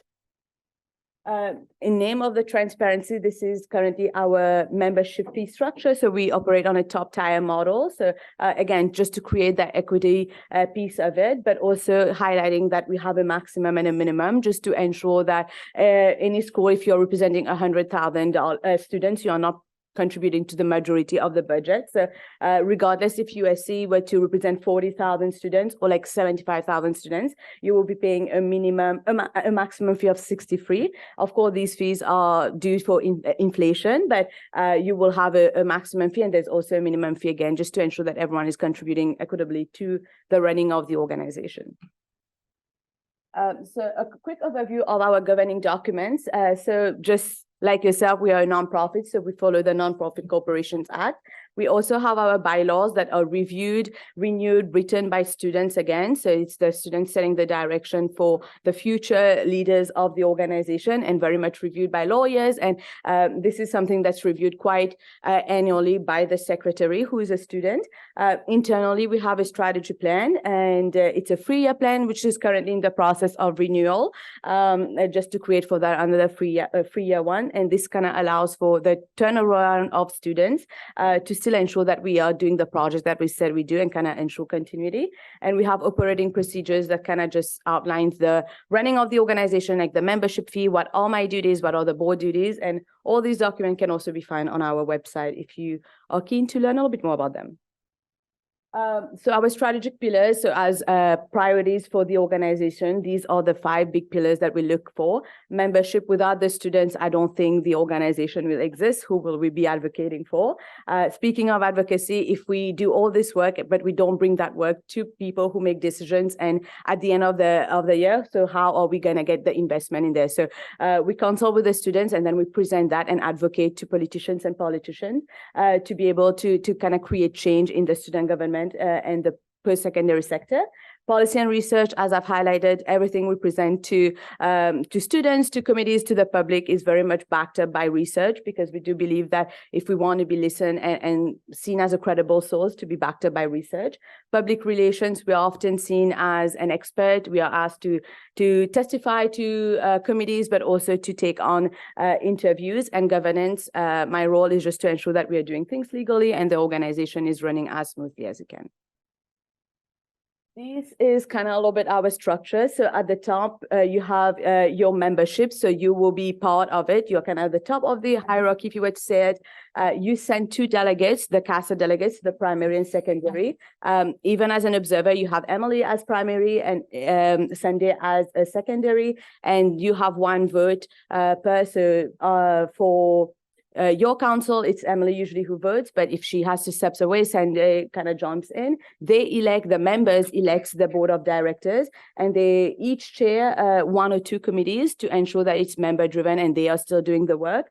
I meet with the board of directors every 2nd week. For instance, I'm not able to make any spending above $5,000 or sign any agreements without the board review, just ensuring again that the students have a say at the end of it. I meet with the chair every week just to ensure again that the student perspective is being brought. And I work really closely with the rest of my home office staff, which we are slowly but surely growing. The next one, so again, going a little bit deeper, what I mean by member driven. So by having Emily and Sunday come to these CASA conferences and engaging with the organization, they're able to represent your students. So everything you say in this room, any concerns that you bring in a council meeting or in conversation with them, they bring that to those conferences and say, on my campus, this is an issue I've been hearing from students. So in a way, your stories are not going in a void, but it's being amplified by having delegates and representatives on this table.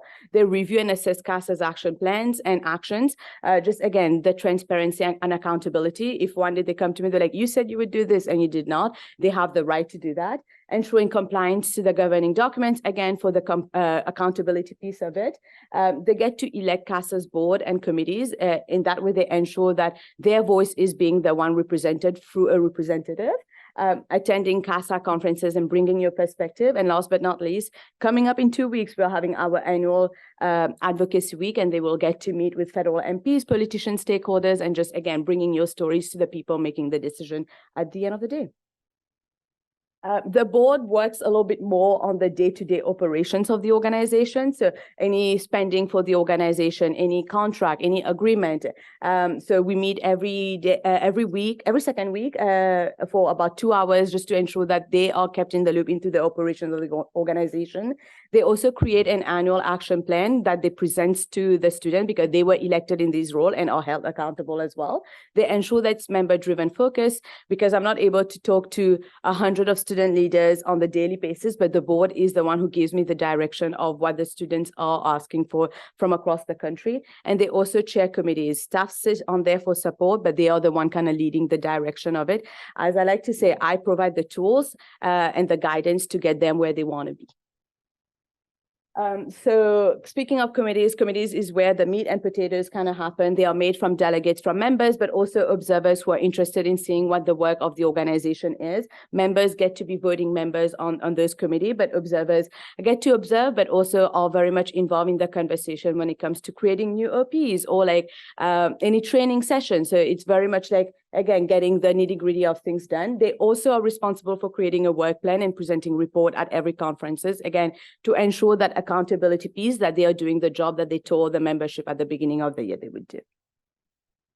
These are the current committees we have. I won't go too much into detail of them because I think they're pretty self-explanatory, but we have a committee kind of looking at all different aspects of advocacy. And we have a standing committee on the election coming up, the federal election. So sometime we do have standing committees or ad hoc committees coming and going depending on the year that we are at. The staff, so this is the small but mighty group of staff. So I'm the executive director. We also have an office manager who's been working with us the longest, the 7 years. So she's the one who kind of manages the books, keeping all the budget, and is someone who's not a student, does not attend conferences, is very much neutral. And it is done on purpose because when we are dealing with money and student dollars, want to ensure that we have someone that doesn't have any in there. And she has been working with us and keeping the books and the organization running for 7 years. We have a policy and research analyst, but also an assistant who used to be a board of director and now is a part-time staff with us.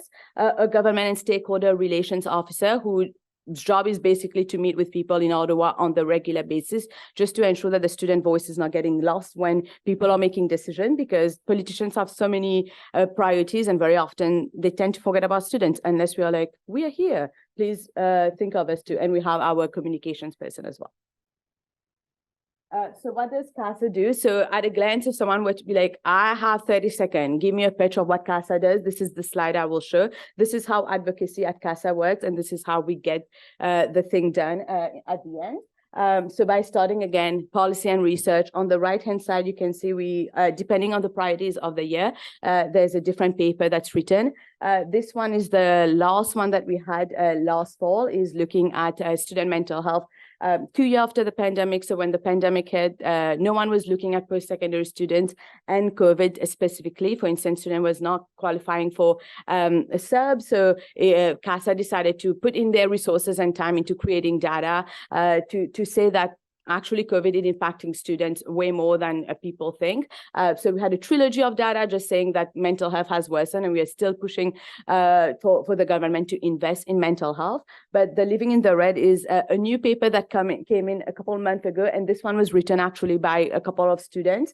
They identified that housing and food affordability was a big crisis that students were facing everywhere, and we didn't really have data or report on it. And Stats Canada doesn't have data, so they took about a year to come up with this paper, highlighting the crisis that students are having. And again, it's very member driven, and it was created by students around the table. Lobby meetings, I would say this is kind of like the biggest selling point for the organization, where over a span of a week, we have 100 of student leaders in Ottawa meeting with politicians, stakeholders, ministers. This picture is from the board last year meeting with the Prime Minister. They were told they were going to get a 5-minute photo op, but then the Prime Minister just rolled up his sleeve and was like, we have 45 minutes, let's talk. And you can see Mackenzie, your previous alum, is very much there. So we are excited to do this again over in the next 2 weeks. Not sure we're going to get Prime Minister because of other things happening in the world, but we are still excited to have many other meetings to kind of push for the student agenda forward. Another big piece of our lobbying is having appearances in committees, and we consider this a great privilege and honor to be asked that they want students to be directly around those table and to be asked to be an expert witness when they are making decision on a bill or any motion in the House. So here you can see our two previous chair testifying in the House of Commons. Christian is very sad that he never got to do it in person, so we still put his picture of him online. But this is a way that we directly bring the student voice and the student themselves to the decision-making table and say, this is what student wants from the country. And this is an opportunity that not a lot of people get and we don't take for granted whenever we are asked to present to a committee. The next one is we have a very unique partnership with the Union Étudiant de Québec. If you know the history of the running of the country, Quebec and Canada don't tend to see hand in hand often, but CASA has a very great partnership with the UEQ where we don't have voting rights on their caucuses. They don't have voting right on us. They actually pay us to be a partner with us because we get them access to federal meetings, but also through our partnership with them, we can truly say we are bilingual and pan-Canadian, where we actually represent their students as well. So, for instance, like Le Bloc as a party would not meet with an organization that has Canadian, but we have about 15 meetings with Le Bloc aligned through our partnership with them. So that way we are able to truly have the non-partisanship and meet with all parties across the table just to push for the student agenda. Another big piece that kind of started coming up over the last few years is our National Indigenous Advocacy Committee. It started as an advisory committee when I started a couple of years ago, and then the Indigenous students around the table kind of came up and said, we are able to do our advocacy ourselves. And I was like, you are correct. So the National Indigenous Advocacy Committee is not comprised of like elected student leaders per se, but Indigenous students that are passionate student leaders on your campuses that just want to push for Indigenous advocacy. So they don't have to be elected. They can be a student who is just passionate. So we have about 19 of them currently. And this is the first time that we can actually see students from all across the country coming together and advocating on Indigenous issues. So, and we kind of see them a little bit more as a partner now and not necessarily a committee. For instance, in our advocacy document last year and this year as well, we have an Indigenous lens all throughout the document, just highlighting how the issues that Indigenous students face are very different from the domestic student or even the international students. And they very much like dictate which direction they want for their advocacy. We just provide them with a platform, resources, and expertise, and we kind of just equip them to kind of do their own advocacy. Campaigns is another big way how we do our advocacy. So annually, we tend to, in the winter semester, we tend to launch a campaign on grassroots to engage you and also your students. I mean, like, this is something that's very important to students. Let's have a conversation around it. The Student Let's Act one was a big in-person one. We had pre-pandemic where we asked students to write on a piece of art, and then we mail all this art to the Minister of Health. And at the end of it, we saw a launch of a national mental health strategy coming out of it. And then during the election year, we see Get Out the Vote. The Close the Gap one was something that came out during the pandemic, asking for more funding for students. Last year, I guess earlier this year in February, we had Half Your Canada Student Grant, asking the government to keep up the increase of a Canada Student Grant from 3,000 to 4,200. And we just highlighted stories of students across the country saying how much this money actually means to them and how impactful it is to keep that money. And we're still pushing for that. This is 1 hour advocacy ask for, coming up in 2 weeks as well. So just continuing the work on that, but also highlighting the stories of the students. A couple of records of our success.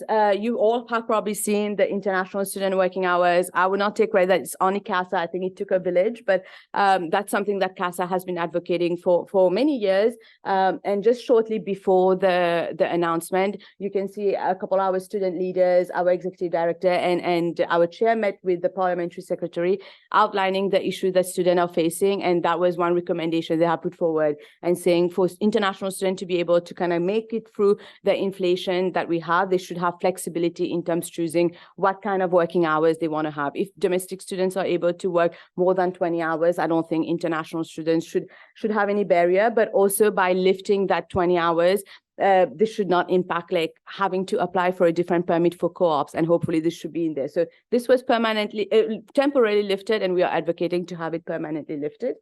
Another A little bit more niche, but good to highlight is there was a expansion in the definition of disability. And the reason to why I like putting this in this presentation is on the right side, you can see that a student directly wrote a policy asking for this recommendation. And a couple years after, the government directly coded that policy in their announcement. That student somewhere is just rejoicing knowing that their policy was committed, but that kind of shows that advocacy doesn't happen overnight. It was a student that worked on that policy. We have a policy manual of about 400 pages. When someone comes to me, I'm like, what do your students think about this? I'm like, let me pull through the policy manual. I will never take a stand without the students having approval, and this is our stand on it. So it's very much member driven again, but very consensus basis. So I like highlighting this point just to kind of show that it's a direct work that a policy got put into a government announcement. These are a couple of our successes over the year. So the elimination of the interest on student loan, we saw a 9 billion COVID aid package, where we saw the doubling of the student grant come from it. We saw the temporary freezing of the interest on student loan during the pandemic come from it. We saw the investment on the CESP coming out of it. So that was a kind of a direct push from CASA through the report, through the advocacy, asking for funding for students.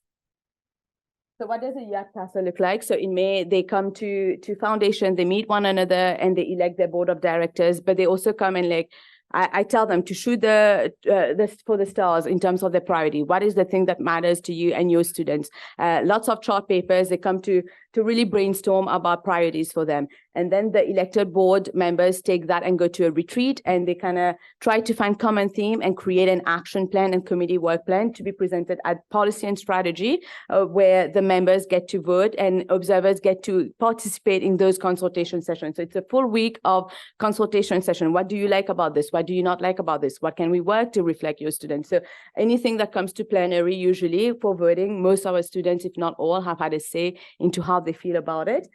In August, we have our Indigenous students go on their own little retreat to kind of decide their own priorities. And then we have committee working throughout. And in November, we have our students back in Ottawa presenting the priorities that they started discussing at foundation in a 20-page document and say, this is what you told us at the beginning of the year, and now let's go and advocate to government on this. And then in January, we have a campaign execution, and we wrap up the year with an AGM in March. And so for this year, our priorities that has been reflected in our advocacy document coming out public at the end of this week, but this was also highlighted in our pre-budget submission. So student financial aid, international student working hours, international and Indigenous student funding, student mental health, student housing is a big one, graduate research, and copyright/education fair dealing.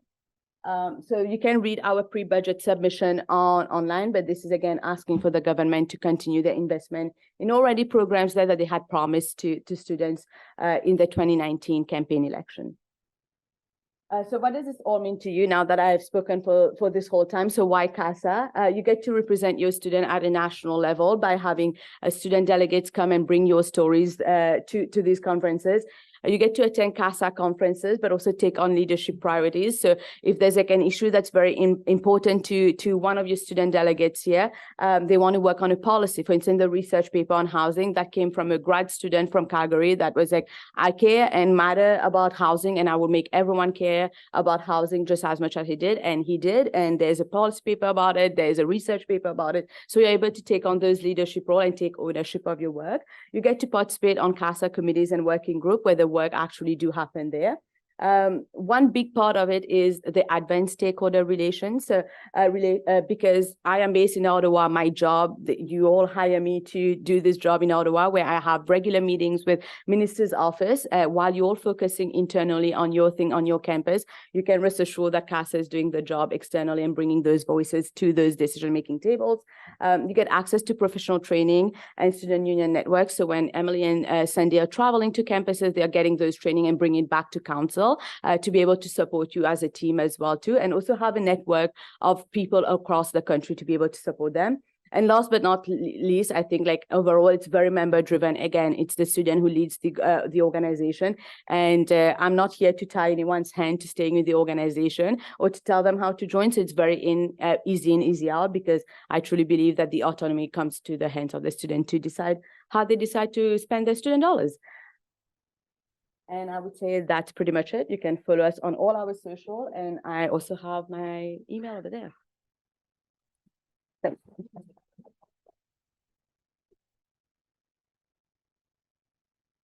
I'll take any questions. Yeah.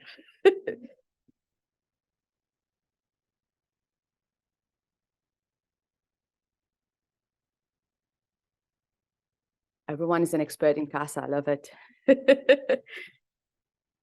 Perfect. Well, thank you so much again for having me. I will dip, not because I don't want to be in your council meeting, but I'll let you have the council meeting. But if there's any question, feel free to ask Emily or Sandy or myself. I'm pretty reachable by email. But again, thank you for having me in your meeting. Thank you.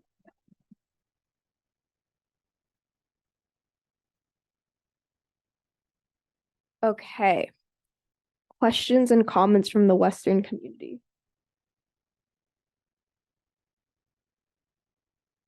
We have one. You have to, you just speak. Oh, yeah. Thank you. Hi. Next meeting, would we be able to have questions from the Western community after each individual motion is discussed? That would require one of the counselors to bring up a motion to change the standing of orders of council. So the standing of order of council say that it's at the end of the meeting. A counselor can bring up a motion if they want to change that to after every motion. Okay.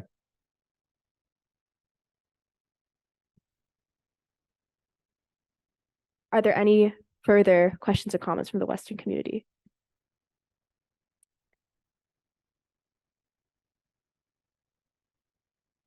Counselor Leokakos, seconder. Roma, what's your last name again? McDonald. Counselor McDonald is the seconder.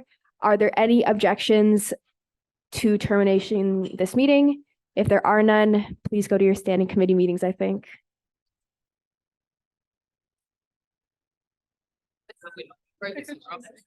I'm going to. I know.